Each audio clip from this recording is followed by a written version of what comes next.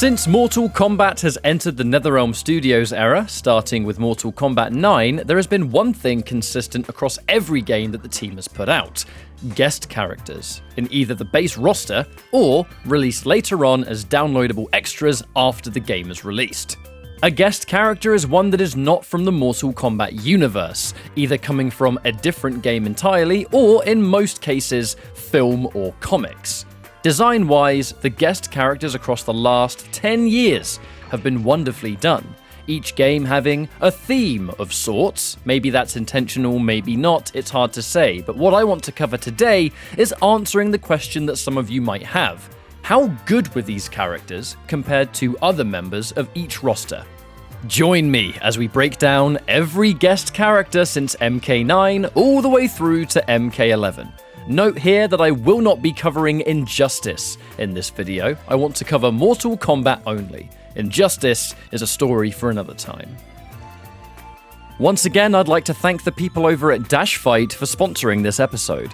Dashfight is an all-in-one hub for fighting games. Here you'll find pro tips, VODs, character guides, tournament schedules, and world rankings. Every inch of the FGC is carefully wrapped in one place. They promote fighting games and empower the community on their path. They've recently released tons of MK11 character guides from pro players and have a bunch of EVO 2021 analysis for those looking to take their game to the next level. I'll link their info in the description and pinned comment. The very first guest that we see here is the God of War, as Kratos debuts in the MK universe on the PlayStation 3 version of MK9 exclusively. He wasn't playable on the PC or Xbox versions. I want to say straight away that the footage will be a bit choppy here. I had to use the streamable service PlayStation Now to capture this, as I don't actually own a PS3. It was the only way I could capture the footage, so I kind of had to make do. What's interesting about Kratos is that due to console exclusivity, he was day one banned from competition, so you'd never see him in tournaments, leading to his gameplay being a bit harder to research than most, and possibly the most hidden away guest character in today's list. But if you boot up the game now and play as him, he's got some absolute dirt, and isn't your standard MK9 character by any means. First of all, his strings and buttons in general are pretty slow. Slow as anything, but they have this rather distinct God of War style where everything is heavy hitting, visually over the top. You even have some almost cinematic normals and strings that, go figure, is appropriate to the character. Specials are where the fun begins. He has a stun attack that has great range, does damage, and leaves the opponent vulnerable to extra hits for a short time. Enhance this for a much bigger, effective area. This bow attack has mega fast recovery, does great damage, and when enhanced fires a third arrow, acting as both another keep away tool and a combo extender after a launch. This charge attack covers a lot of distance, knocked down, and when enhanced has armor on it. But the main tool it brings forward is that it can be held down, and therefore dash cancelled. Meaning on hit from very specific attacks, he can use this cancel to extend combos. Kratos has a parry that could possibly be the best parry in the entire game, because when it reflects things, he sends a projectile back. Sometimes this will knock down. It depends on what move he's parrying, basically. But when enhanced, becomes even more potent. The projectile he sends out is unblockable, so yeah, very scary. Finally, his down forward 3 looks like a regular strike, but on hit begins a mini quicktime event. Enhance this for a bar to extend the quicktime and the damage that gets dealt. The speed of the startup and the fact he moves forward makes it a dangerous combo ender. Kratos in MK9 is a weird character, which is saying a lot for MK9 of all titles. He had unbelievably good damage, where his launches were fast, considering it starts off with a forward 4, which is pretty much your strongest, faster button up close. Remember that he has mostly slow normals here, but the reality is, when an opponent is launched, either from one of your own, a neutral jump, or maybe even the enhanced parry, extend these launches into enhanced arrow, which you can do more than once, especially in the corner, and he completely shreds your life bar. You can still find Kratos combo videos from back in the day where this guy is hitting like 70% plus, but damage isn't the only thing going for this character. Kratos will punish you heavily for blocking low, as the forward 2 he has is a slow overhead that can go into a dash cancel into launcher. get hit by this forward 2, and say goodbye to half of your life for a single bar. The most unusual thing about Kratos, though, is that he's tiny. His model is pretty small compared to everyone else, but he's also kind of hunched over in his idle stance. This actually means that he is the smallest character in the entire game, even surpassing other characters notoriously slippery model-wise. This brings forward a bunch of competitive advantages. Take something like Johnny Cage's forward 3-3, one of the absolute strongest pressure tools in the entire game. It jails on everybody except for Kratos. If Cage does forward 3-3 against a standing opponent, this is meant to jail into enhanced force ball for more jailing still. But against Kratos, the second hit will whiff, which is disastrous for Johnny Cage. Most notably of all characters though, Kratos on the ground is almost immune to Kabal's instant air gas blast, a keep away tool that straight up nullifies most of the cast. Even while standing, a perfectly timed gas blast can usually still clip a character at the very top of their head, but Kratos is so small that he doesn't have to worry about it. Couple this with his projectile parry, and Kratos, unlike many characters, actually has answers for Kabal. And if you shut down the projectiles, you have your own, which are fast, good recovery and damage. If Kratos were ever tournament legal in any capacity, I think would have seen him a lot more than people might think for Kabal alone, and he'd have been more prominent than a majority of the cast in tournaments. Kratos, although never legal in competitive, was a character that had tools to compete against a lot of the stronger cast members, but his slow buttons would definitely give him trouble against others. Jax was one of his weakest matchups, for instance, because Jax's forward 4-1-3 was pretty much an infinite against him because of his slow buttons, which is almost perfect, right? How you can challenge Kabal, but you lose to Jax? How very MK9 of him. Kratos did also have his own stage. It was also banned in tournaments as many users would report frame drops, but more importantly, the background animations that would take place would shake the screen, getting in the way of the gameplay. So, across the board, this stage as well was not allowed to be played. Now, MK9 did have 2 guest characters, Kratos being the first, but the final DLC character for this game was Freddy Krueger from Nightmare on Elm Street.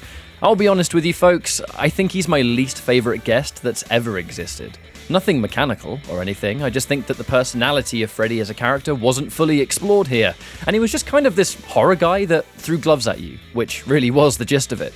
However, the gloves he did throw at you ended up making him a contender for top 5 in the roster, and by far one of the greatest zoners in the game as well. You have a straight glove toss, a glove that crawls on the floor, gloves that spike up from the ground, which you have 3 directions, with the enhanced version recapturing and stunning for a combo.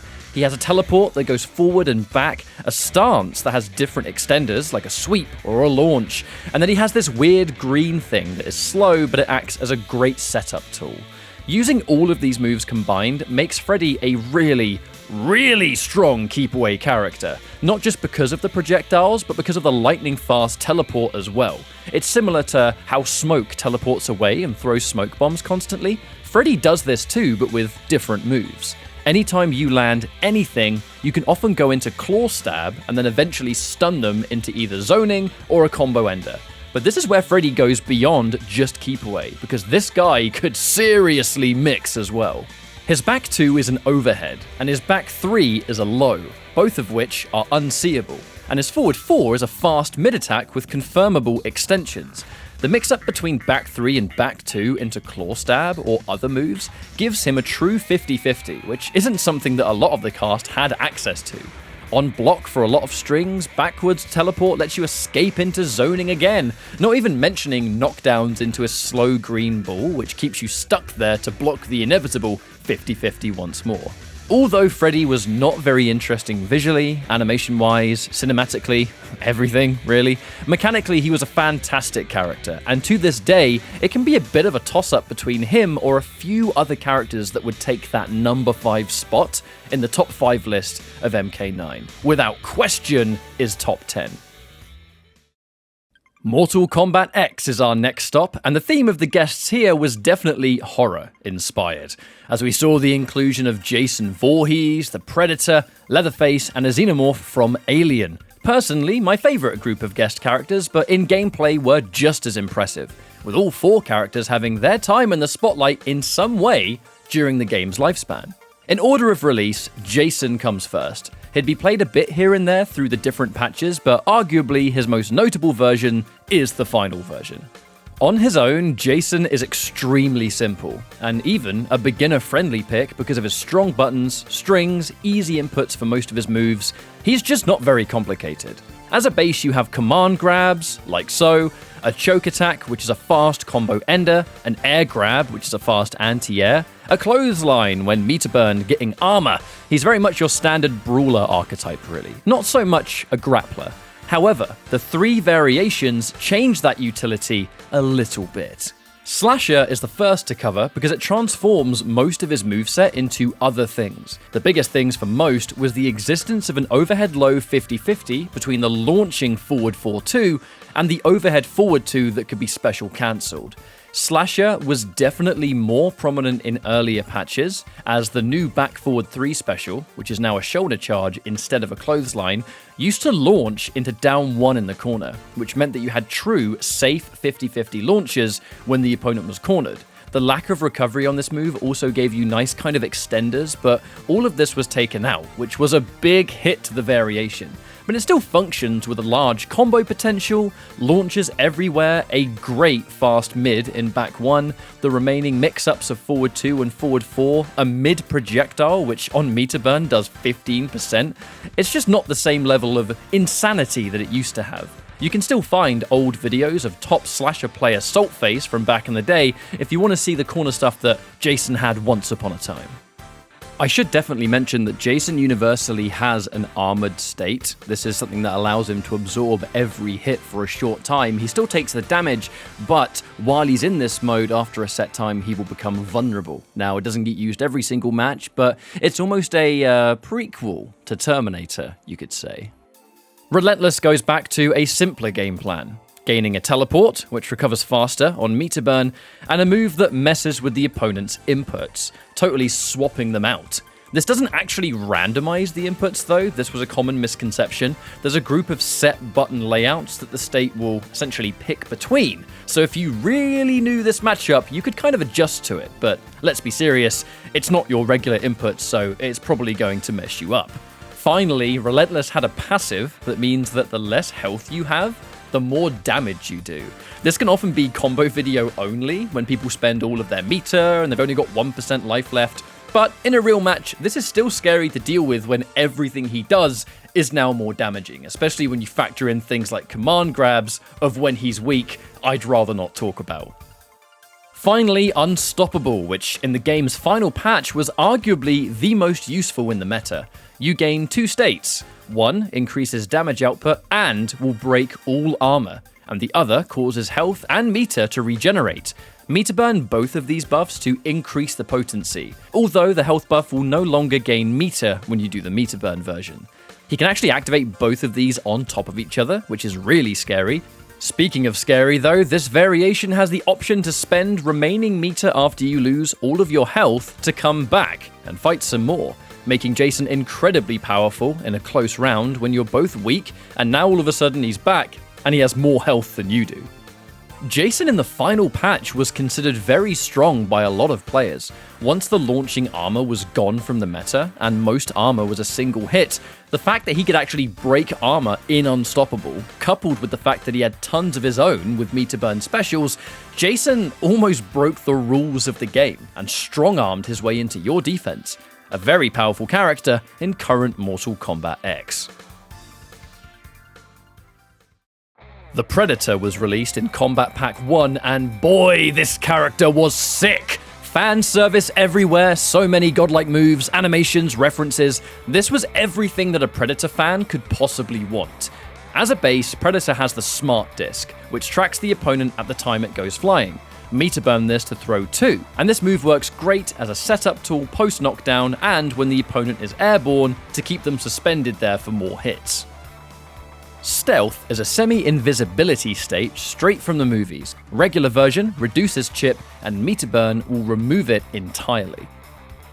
Scimitar Stab is your universal combo tool. This move changed a fair amount during the different patches, but now you can use it meterlessly on hit and then meter burn to get the launch. This works off almost every string and is something that you'll see a lot in competitive play, mainly because of the meter burn startup being armored, and then you can meter burn a second time for the launch, making Predator one of the only characters in the final patch with an armored launcher. Warrior for the longest time was considered the variation that you used if you wanted fast armor, as Scimitar's armor is notoriously easy to break. But on top of this armored reversal this variation has, there is an overhead slam that launches on meter burn. Great for air conversions or if you hit a jump kick, and most famously, the self-destruct that will detonate after a set time and launches the opponent while damaging you in the process. There's always been some unreal competitive moments where a Predator gets this mid-match, and it is always hype. This variation's kind of weird in the grand scheme of things, but it is very cool. Hunter is by all means the setup variation, because it gains the heal, which is not really something that you see all that often, but it gets the snare trap as well. This move is awesome. It hits as a low and snares the opponent on hit. The regular version has a fuse time upon initial drop, and the meter burn version detonates straight away. This is powerful for conversions, as meter burn trap will combo from strings, but also off of a jump in. You get that aftershock tremor style low jump in option, which is kind of dirty. The trap can be manually detonated, so when you've used it for setup, there is a mix-up between the low detonate and Predator's overheads that exist in certain strings. Hunter is tricky, and there's a lot of mix-ups on the table. Hishkatan is the one you see most in competitive play. This variation zones hard thanks to the plasma caster. You can shoot low, straight forwards, upwards, meter burn this for more shots that allow for combos up close. It's pretty relentless if range is what you're after. The scary part of the close range game is the fact that the shot can be held down, and therefore cancelled for extensions.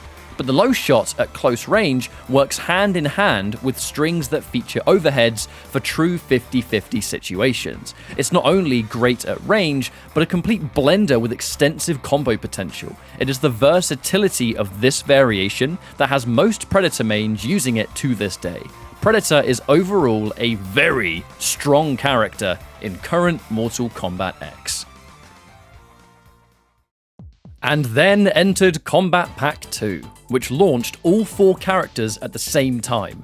Let's start with Leatherface, who funnily enough was a character that became more popular later down the line, where in current tournaments hosted by the likes of Destroyer, you see more Leatherface arguably than ever. This character was, as a base, a brawler with fast pokes, buttons, specials that bag damage on their own. It's kind of straightforward here, but it is the variations that change Leatherface quite substantially. The visuals of each variation changing the era of Leatherface from the different Texas Chainsaw Massacre films.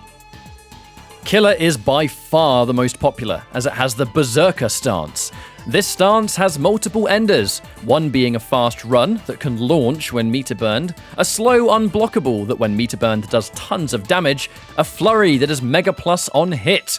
The unblockable has a startup animation that can be cancelled, giving Leatherface cancel pressure, as his stagger game is impressive thanks to all of the strings that he has. While this stance is very much all Killer gets, it works in perfect harmony with every single move that Leatherface has as a base. The recapturing stun, the upward swing for corner combos, the base launcher for a bar. This is basic Leatherface taken to a completely new level. Butcher changes the character across the board and visually turns him into the mid-2000s remake territory. This is up close only, but gains new strings, specials, a command grab, a lunging launcher. The biggest thing on a base level is that Leatherface's forward 2, which is always an overhead no matter what variation, is a much faster button with this variation. So the overhead low 50-50 is much more devastating here. But the drawback is less range compared to other variations. Using the new strings and specials together, Butcher is designed to get that one hit and maybe win the round from that alone. The set play and armor was downgraded across a few patches, but the reality is Butcher still hurts at point blank, which is what it's designed to do anyway. Finally, and kinda boringly, Pretty Lady is a zoning variation. I'm going to be honest with you, all it does is throw chainsaws. There's an up toss that when meter burned will launch, although it whiffs on female hurt boxes. There's a low chainsaw toss which becomes a 50-50 between that and a couple of strings that have overheads in them, but it's a bit more limited than the other two, and is ultimately just not very popular amongst Leatherface players. If you want to zone in this game, and you specifically really want to play Leatherface to do it, this is here. But this variation doesn't capture the essence of what makes Leatherface a good character in competitive. Now, I said you see Leatherface more now than arguably ever, and that does reign true in a lot of competitive sets, tournaments, and exhibitions. A French player by the name of VLJV really helped put Killer on the map a few years ago before MK11's release, and since then, other top players have started looking into this character as well. Leatherface is extremely viable. Oh boy.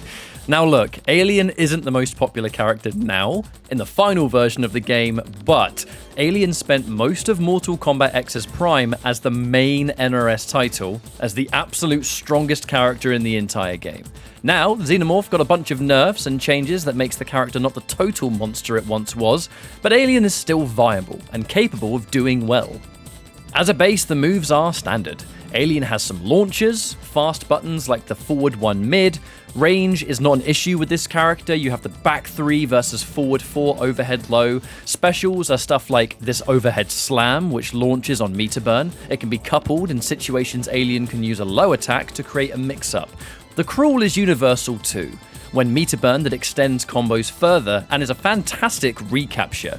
A pounce that acts as a combo ender, but is also an armored reversal in the final patch. And a low tail snag which acts as a mix-up tool.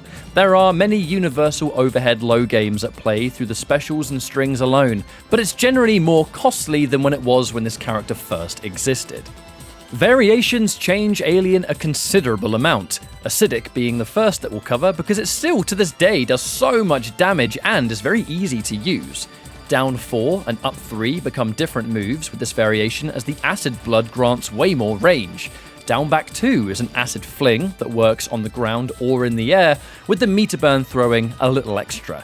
Finally, there's a restand and even more damage over time in down back 4, because it's a close range acid spray that does a little bit of damage to yourself. The entire point of this variation is damage over time, but you keep all of the universal Alien moves, so when you put them all together, this variation at one point in the game's life was possibly the scariest thing to fight in the whole roster. Conjurer is the most faithful to Alien fans out there, as it allows you to summon an overhead drop where another Xenomorph joins the party. This can be delayed and the meter burn version launches. Everybody's favourite weird spider hand thing, the facehugger egg, can be summoned at multiple locations. Will send a little fella flying to the enemy if they get near an egg, but can also send one out on command if you repeat the input.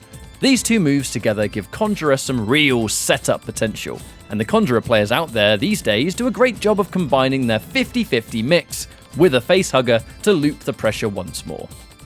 Speaking of mix-ups and pressure, this is where Tarkatan comes in. Taking the arm blades from a Tarkatan, as you might expect, this variation is about wrecker pressure and increased range on certain moves. Your jump 1 becomes stronger, some strings are replaced with blade versions which again have more range, you get the Baraka Chop Chop and a kind of flurry attack as well, but ultimately the move that you pick this variation for is the wrecker. After your back forward 2, you have multiple options after the first hit. You have an overhead slam, a low sweep, and also a grab style attack that on meter burn will launch. This used to build tons of meter across the board, and it used to be able to be delayed between hits as well. The final patch of the game did change this, where only the meter burn wrecker has the delay attached, among other changes Alien would receive in the final patches. Alien is still a good character now, you could almost say underplayed considering the remaining tools, but there is no getting around the fact that Alien is a shadow of its former self, because good lord, this character was broken!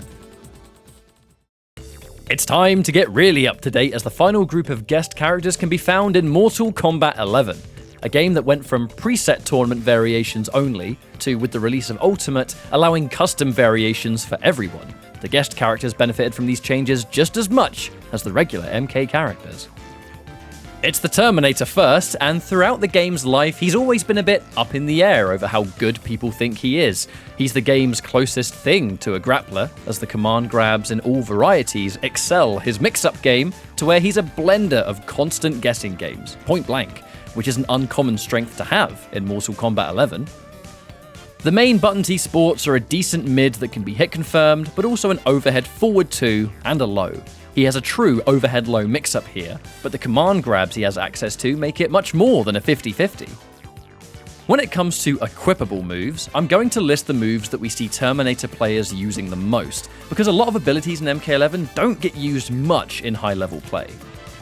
The Running Man is a move that has multiple enders. You can launch, cancel, mid, or unblockable grab from it. Taking this move takes the basic mix-up and adds to it, as first you have the mix-up of overhead low or command grab, and then you have Running Man mix-ups on top. There's also a crushing blow attached to this, which I'm not going to show because I don't want to get demonetized. Albi Backbreaker changes the base command grab to a new one that has multiple side switching options, and the reason for that is that it has a devastating crushing blow attached for extremely high damage. The drawback is that it replaces base command grab, and that command grab is your armor breaker usually. The Death Grip is an air throw. This is used mostly for confirming off a jump kick, and you amplify this to recapture and combo from it, which can go hand in hand with the base shotgun special amplify for a guaranteed mix-up. Unless you want to get more combo damage, of course. With the release of Ultimate, the time displacement equipment gets used. TDE for short. This move wasn't on a base variation, but now it's legal for tournament play. It took the biggest weakness Terminator had, which was the fact that you had to work your way in, and now you can just teleport behind people. This can be delayed, have faster recovery on Amplify, and it was a game changer for Terminator to have this move, and it helps him so much against zoning archetypes, usually his roughest matchups. Terminator remains a bit undecided amongst the community and his tier list placement, but when you take a character with this much mix-up potential that is do or die, he's just as vulnerable when you guess right as when you guess wrong.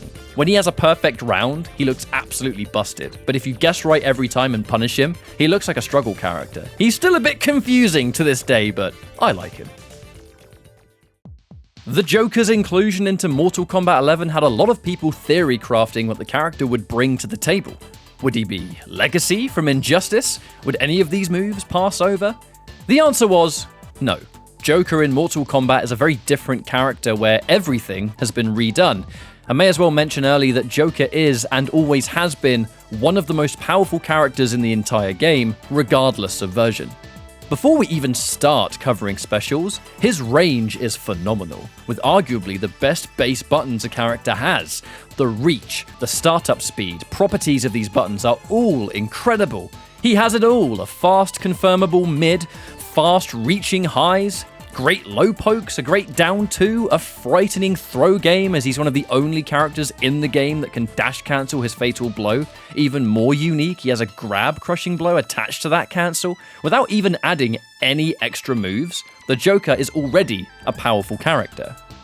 When you add moves, however, Kapow is the most popular move equipped these days, as it's a tool for both high combo damage and, importantly, corner carry. If he hits this mid-screen, you're likely going to be in the corner by the end of the combo. And in the corner, this character is strong. You've taken the amazing buttons of Joker and you've given them combo potential at every turn. It is incredibly powerful. Jumping Jester is a setup tool, a neutral tool to stop airborne characters, a corner combo tool on its own. It generally is seen as the move that goes hand in hand with Kapow because you get setup and combo damage in one variation. Speaking of, Boing is a super jump that was only usable in Ultimate, as none of the old preset variations actually had this move. The Joker gets really strong mobility. He can cancel this into a jump normal to reduce the landing recovery, and because of his powerful jump kick, it is very hard to anti-air. You have a low gunshot, which does high unbreakable damage by itself when you amplify, but also tons of chip damage. This move additionally will low profile certain projectiles in a zoning war as Joker crouches down to perform it. This can be just as important in specific matchups, but it isn't a move that gets taken in every match. The reality is, in every version of MK11 the Joker has been in, he's been a top 5 character at least. In the final version of the game, he has a little less health at 950 versus the regular 1000, but that just means he gets to his fatal blow quicker, so I can't even call that a problem for him.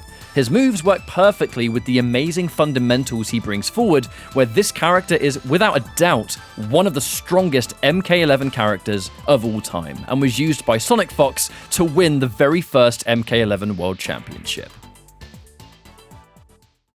Spawn was by far the most demanded guest character for at least 10 years, and finally, with MK11, he makes the cut. Keith David's doing the voice, and there's just so much visual work at play here that, outside of mechanics, he's one of the coolest guests they've done, I think. Competitively though, I dare say he spent the first half of his existence here a bit misunderstood perhaps. People for a long time thought he could be a weak, not very good character, needed lots of help, but over time would become a bit more competitively represented by players that knew what to make work. Nowadays, he's a strong character, with arguably the highest practical damage of anybody in the roster. On a base level, Spawn has reach for days, but is often called a slow character. Now, his buttons themselves aren't really slow, but his recovery is, which means that if you miss these buttons, you can get punished pretty easily. But if you're spacing the buttons correctly, he doesn't miss them. It's just pretty demanding to stay on top of this at all times, I suppose. Without extra moves, he has a good projectile, an armor break that launches when it breaks armor, a projectile immune charge that has a crushing blow on it if it does absorb one, and a restand that does so much damage on Amplify, although the Amplify does knock down, I guess. Extra moves is where Spawn gets even more powerful, as the charging Hellspawn is by far the most popular move that players take. It replaces the armor breaker, but it does grant combo potential from anything you throw out. And like I said, Spawn's damage is out of this world when you take this move. You can amp it twice in the same combo, and using it anywhere just gives you such threat all the time. It is expensive though in 2 slots. Players like taking the Air Letha Glide with this, which does give Spawn a rather unique case where an old tournament variation still gets used now in the age of customs. This variation was called the One. The glide is strictly for extra damage in combos. Mid-screen you get a little extra, but in the corner you get enough added that players like to use it. It's mostly doubling up on jump kicks, which are very powerful attacks anyway. Speaking of damage though, here's a move that wasn't available before, Soul Forfeit. Lose a bar of offensive meter, but gain easy crushing blows on every move that has it without needing to match the requirement. The biggest use for this move is actually to give your forward throw just shy of 40% unbreakable damage. Usually, it's space dependent on the screen, so the grab's kind of obvious or restrictive, but with Soul Forfeit, this mix-up of strike versus throw is a half-life situation. Risky, but so fun to watch. Specialists do use extra moves here, but the bottom line is, Spawn has range and extreme damage. His movement is great as well, and this character can do extremely well in competitive play. Another guest character that definitely holds their own, and if you have those combos down, very fun to play. Robocop. Introduced in the Aftermath edition of MK11, this character is almost entirely pure zoning, which is a rare case in MK11 as not many strictly zoners only exist, contrary to popular belief. Most characters can do other stuff too, but not Robocop. He'll spend all game at the other end of the screen and keep you there with the many different moves that he can equip. Before his zoning was fully developed and it was discovered he worked as a great matchup against some of the popular characters at the time, many people, ashamedly myself included, thought he could have been maybe the worst character in the game. But after community discovery, and definitely a few buffs to some of his strings and his health, Robocop is now a formidable threat with the highest health pool in the game with 1100, meaning he starts the game with a zoning advantage because he has more health than you do. The mandatory move that you pretty much need with this character is the low auto 9. It's fast, goes low to the ground, Amplify fires more shots, and it even has a crushing blow attached. It's just a must-have projectile here. The other moves you can take become a bit more up in the air for some players.